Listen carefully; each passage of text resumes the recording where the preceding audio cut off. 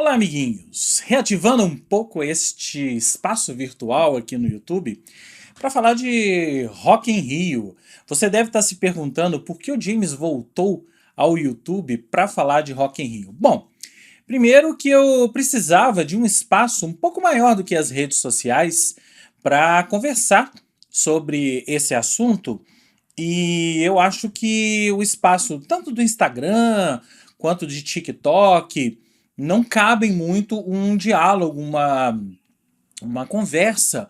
Ou eu tô falando conversa porque eu quero que você participe colocando comentários aqui. Como essa que eu venho aqui propor. Porque eu não quero falar exatamente sobre o Rock in Rio. Eu vou comentar algumas coisas aqui sobre o primeiro final de semana do Rock in Rio 2024, que aconteceu agora. Eu tô gravando isso aqui na segunda-feira, acabou ontem, o primeiro final de semana. Mas eu queria falar um pouco mais sobre comportamento. Comportamento de fãs, comportamento de pessoas que assistem e comentam, e em especial em relação ao nosso querido, bom, querido por mim, talvez por você não seja, jornalismo cultural. Eu vi nesse final de semana muitas coisas acontecendo que me incomodaram. Em especial no que tange a relação das pessoas com o jornalismo, com a crítica. Não é de hoje que a gente sabe que o jornalismo cultural está mudando. Na verdade, muda a cada dia. A cada dia que passa, redações, veículos, jornalistas, editores, todo mundo envolvido com isso que se convencionou chamar jornalismo. E eu estou falando jornalismo cultural aqui, mas vamos falar de jornalismo. Estão tateando, estão experimentando um pouco, porque ninguém sabe direito qual é o formato, do que o público gosta, do que o público não gosta. É uma eterna aposta, porque aquela ideia que a gente tem do jornalismo cultural, quando eu cobria festivais, profissionalmente inclusive, ir a um festival, ir a um show, ir a uma mostra de cinema, qualquer coisa, e ter uma visão crítica sobre aquilo, você fazer uma crítica contundente sobre aquilo, é, essa visão, esse tipo de crítica está cada vez mais em desuso. E quando aparece uma crítica que de certa forma incomoda, e que bom que ela incomoda até passa um pouco da conta. Por que eu tô falando isso? Primeiro porque eu vi várias coisas, várias pessoas criticando a cobertura de determinados veículos de imprensa, e eu vou citar nominalmente uma aqui, que é o G1. Eu vi várias pessoas criticando a cobertura do G1, em especial um texto, que eu vou linkar aqui na descrição desse vídeo. Se você não leu, eu acho que vale a pena você ler, que foi o relato da Marina, eu me esqueci o sobrenome dela agora, me desculpe, Marina, sobre o show do Journey, que aconteceu no domingo. O show do Journey, eu assisti e foi horroroso. Aliás, aconteceu no domingo? Enfim, aconteceu nesse final de semana. Eu assisti e foi horroroso. Horroroso. Eu sei que o Journey é uma banda que tem uma história. Eu sei que o Journey merece respeito pelos bons serviços prestados. Tem ótimos músicos ali. Gente que marcou época na música, gente que marcou época no rock. Mas o fato é que o show foi muito ruim, né? Os fãs, eu entendo o papel do fã, e o papel do fã é esse mesmo, de falar, de criticar, às vezes, o texto do jornalista, ou da jornalista, no caso, da crítica, e eu vou falar muito bem essa palavra, vou pronunciar muito bem, da crítica. Aquilo não é jornalismo, aquilo é crítica, tá bom? É crítica, é a opinião dela. Os fãs estão ali para criticar, e assim, eu vi dezenas de pessoas criticando e falando que ela faltou com respeito. Ninguém falta com respeito numa crítica ao jornalismo. As pessoas estão ali, os jornalistas e críticos, estão ali para falar sobre para dar as impressões deles sobre aquele evento, sobre aquele show, sobre aquele disco, sobre aquele filme, sobre o que quer que seja que aquela cobertura esteja pedindo. Eu não sei quem é, não conheço a menina que fez, ah, mas eu me senti representado. Eu, como telespectador do Rock in Rio, porque eu não vou mais ao Rock in Rio, tá? Deixar muito claro isso aqui. Eu não vou mais ao Rock in Rio, porque não me interessa, não gosto das atrações. James, você não gosta de Deep Purple? Claro, mas eu não vou ao Rock in Rio para ver Deep Purple. Né? Você não gosta de, sei lá, Paralamas do Sucesso? Mas eu não vou ao Rock in Rio ver Paralamas do Sucesso. Eu prefiro esperar outras oportunidades para ver. Então eu não vou ao Rock in Rio porque eu acho que é muito perrengue, e isso é uma outra história. Mas eu não vou ao Rock in Rio, eu assisto pela TV. E eu assisti pela TV e me vi muito representado por aquele show, porque foi horroroso, gente. Foi horroroso. A própria banda, o próprio vocalista admitiu isso num post na rede social nessa segunda-feira, que o show não foi bom. Então, se o próprio vocalista tá falando, quem sou eu e quem é jornalista para ir contra, encontrar virtudes naquilo? Foi muito ruim. Agora, você como fã pode criticar. Eu até entrei numa discussão dessas de rede social, no Threads, sobre o show, sobre aquele texto, e eu fui colocando argumentos até que a pessoa desistiu.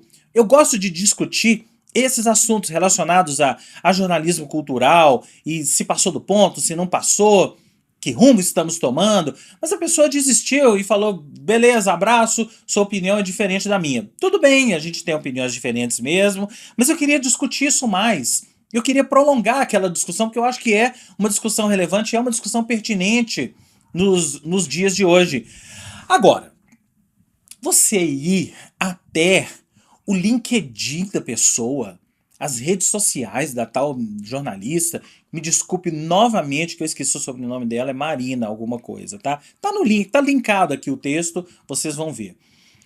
Você ir até o LinkedIn, até as redes sociais dela, pra xingar, pra você xingar uma profissional que tá ali cobrindo um evento, é o trabalho dela, sabe? Porque você não gostou do que ela escreveu, sabe? Eu acho que isso, você que fez isso, você tá passando muito do ponto. Aí sim, você está passando do ponto, não a jornalista. A crítica, ela cumpriu o papel dela. Ela não gostou do show, ela enumerou todo, ela não faltou com respeito, e uma das discussões que eu tava tendo na rede social era esse termo, faltou com respeito. Eu não acho que ela faltou com respeito, ela falou de um show ruim. Ela deu a opinião dela que achou o show ruim e ela enumerou todos os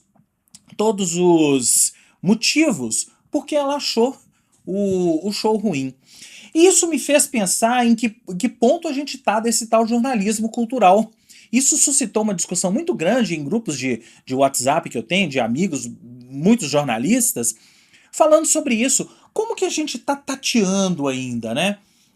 A gente está no momento de tatear e às vezes com medo de ferir um determinado. Com medo de ferir alguém, com medo de ferir um determinado grupo, com medo de fazer as coisas, com medo de criticar. Vamos colocar os pingos nos is. As pessoas estão com medo de criticar porque hoje existe toda uma outra relação. Os fãs acham que o que eles falam dos shows de seus artistas prediletos são o que importa. Né? Os fãs não querem... Na verdade, ninguém quer ouvir crítica, mas a crítica ela é necessária. A crítica sempre foi necessária, e se não fosse a crítica, a arte não seria a mesma. A arte não teria sido a mesma, as pessoas não teriam evoluído, as pessoas só evoluem porque ouvem críticas, param e pensam naquilo e mudam. Se você tiver só opiniões iguais à sua, você nunca vai evoluir.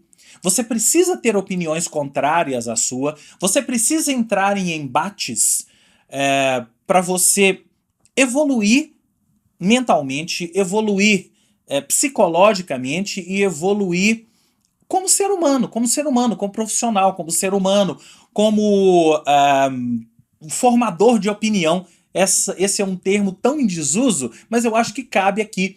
O formador de opinião. Você só forma uma opinião quando você ouve, ou vê, ou lê uma opinião contrária à sua.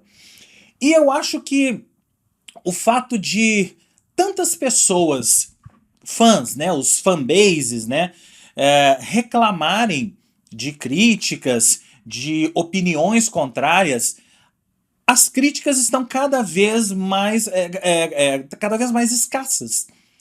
As pessoas, os críticos, estão deixando de criticar por preguiça. Não por preguiça de criticar, mas por preguiça de ter que enfrentar os fãs, de ter que enfrentar as redes sociais. E eu acho isso tão ruim. Eu acho isso quase que a morte do jornalismo crítico. Você não poder discutir. Quando eu falo enfrentar, eu não estou falando em jogar cadeira.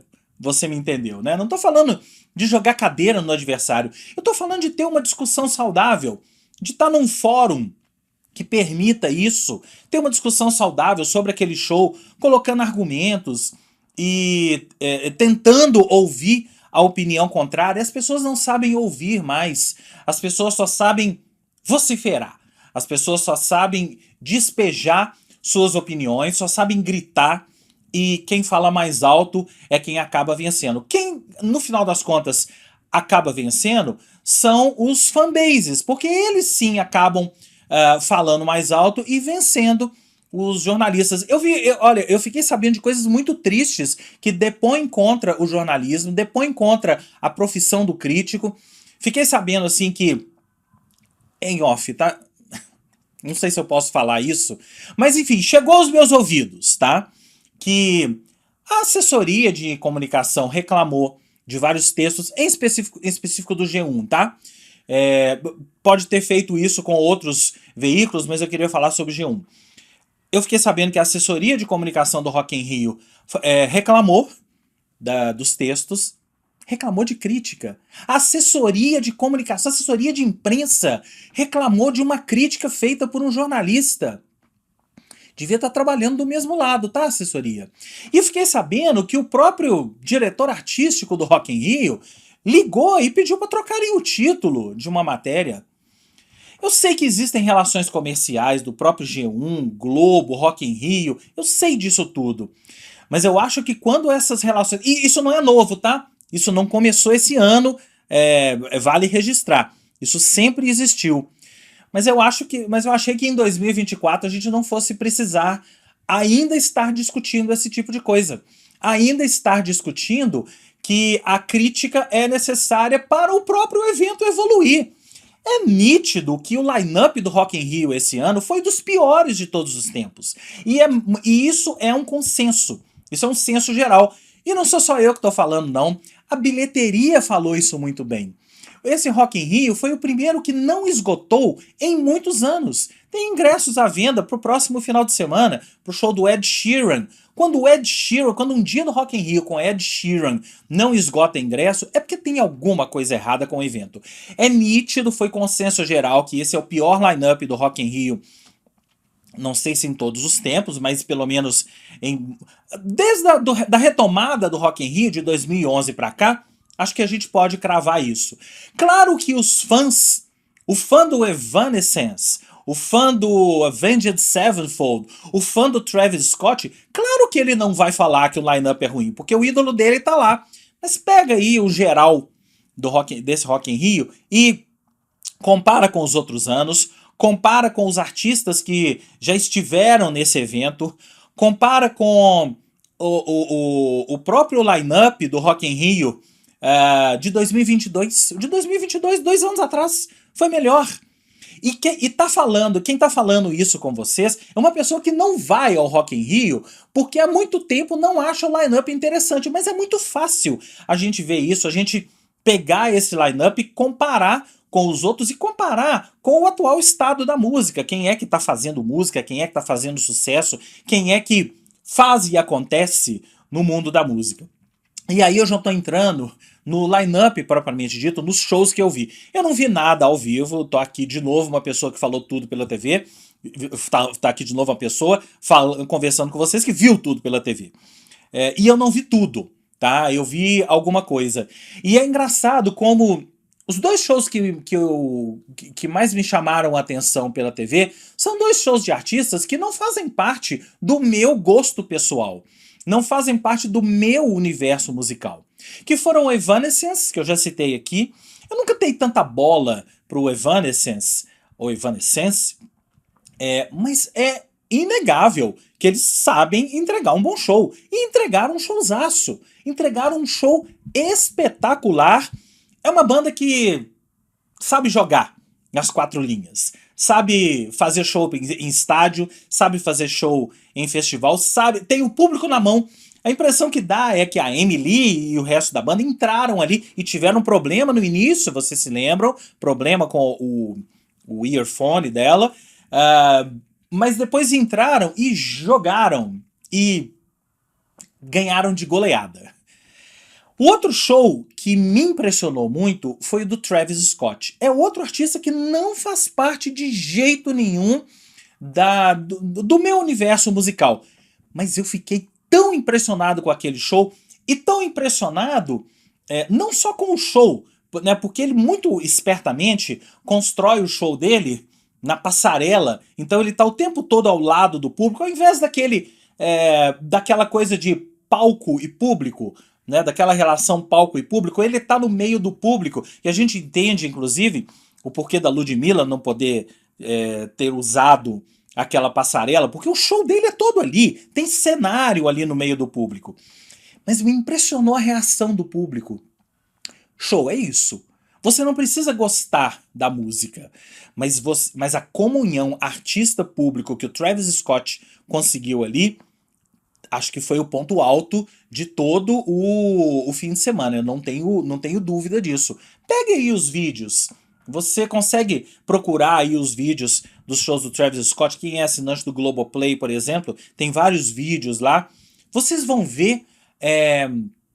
sabe o que parecia? Eu fiz uma comparação, até porque tinha várias pessoas com sinalizadores, coisa que é proibida, tá errado isso, mas enfim... Entrou, acendeu, tava lá e deu um efeito bonito. Várias pessoas com sinalizadores e parecia um grande moche. A pista toda do Rock in Rio parecia um grande moche, um mar de pessoas pulando. Eu comparei isso com uma torcida de futebol, mas mais especificamente uma torcida argentina. Já viram final de Libertadores com o Boca Juniors jogando? Aquelas torcidas insanas, cantando o tempo todo, ligando sinalizadores, sem camisa, suados. Foi isso que aconteceu no show do Travis Scott. O show não é só a música que tá ali no palco, não, gente. Um show é comunhão entre música e torcida. Vamos colocar dessa forma. E o Travis Scott foi quem melhor conseguiu isso no final de semana. Vários outros artistas conseguiram, a própria Emily Evanescence conseguiu também. Eu vi a Avenged Sevenfold, que também não é, de novo, também não é um artista do meu espectro musical, mas também conseguiu uma comunhão interessante ali. Foi o headliner do domingo. Então eu acho que assim, pra gente resumir um pouco essa conversa e até pra gente continuar aqui nos comentários, e eu vou gravar outros vídeos falando não só do Rock in Rio, mas falando dessa relação. Você deve estar se perguntando aí, por que eu tô falando do Rock in Rio? Eu poderia estar falando do Lollapalooza, eu poderia estar falando de outro festival, porque o Rock in Rio é aquele evento que consegue atrair a sua tia, a sua avó, como foi o meu caso, quantas vezes minha mãe, minhas tias, avós assistiram a transmissões do Rock in Rio e tiveram opiniões sobre os artistas. Eu não esqueço nunca da minha avó em 1991 falando do show do Prince. Olha que coisa mais maravilhosa, né? Assistindo ao show do Prince e gostando. Enfim, esse foi um parênteses. Eu tô falando do Rock in Rio por isso, porque é o evento musical, é o maior festival do Brasil. Ponto. Você pode não gostar, eu não vou, mas é o maior festival do Brasil. E ele ainda atrai, ele ainda monopoliza as conversas. Por mais que você não goste, por mais que eu não goste do line-up, de uma ou outra atrações, ele monopoliza as conversas, porque a marca Rock in Rio chegou num ponto que ela consegue monopolizar as conversas só pelo fato de acontecer. Só pelo fato do Rock in Rio estar acontecendo, ele monopolizou todas as conversas no último fim de semana. Se não fosse a cadeirada, você sabe bem do que eu tô falando, as conversas iam ser só sobre o Rock in Rio, pelo menos as conversas de quem vive as cenas culturais, de quem gosta das cenas culturais. Então é isso, eu queria te ouvir. O que você acha, o que você está achando dessa história de jornalismo cultural, principalmente dessa relação que eu falei entre fã, jornalista, crítico e eventos em si? Como é que você está vendo isso e você tem alguma saída? Você acha que essas experiências que eu falei, que eu citei aqui no meio, que está todo mundo experimentando o formato, as pessoas não sabem se fazem texto, se fazem vídeo, se fazem podcast, se fazem tudo junto, se fazem coisas curtas, coisas que trabalhem o lado mais de imagem do evento ou que analisem profundamente em textos determinado show. Tá todo mundo tentando. O jornalismo vive um momento em que tá todo mundo tentando e as pessoas ainda não chegaram nos seus formatos definitivos. Me conta, que eu quero saber, e a gente conversa mais sobre isso nas próximas semanas. Quem sabe no final de semana que vem, depois de mais um final de semana de Rock in Rio. Eu sou o Rodrigo James, siga o meu canal, siga as minhas redes sociais e a gente vai conversando no ao longo. Um grande abraço e até lá.